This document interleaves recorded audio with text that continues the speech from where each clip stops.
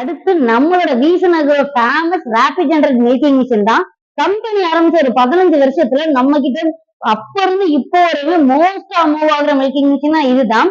ஒரு 15 மாடு 5 மாடுல இருந்து 15 மாடு வச்சிருக்கவங்க வரையுமே இந்த ஒரு மில்கிங் மிஷின் போதுமானதா இருக்கும். இந்த மிஷினே ட்ராலி தான், எல்லாருக்குமே ஈஸியா மூவ் பண்ணிட்டு போயிக்கலாம். இதோட ஸ்பெஷாலிட்டி என்னன்னா, உங்களுக்கு நம்ம இந்த மோட்டர் பாத்தீங்கன்னா 1 இயர் ரீப்ளேஸ்மெண்ட் வாரண்டியோட கொடுத்துட்டு இருக்கோம். மோட்டர்ல எந்த பிரச்சனைனாலுமே புது மோட்டரே மாத்தி கொடுத்துருவோம்.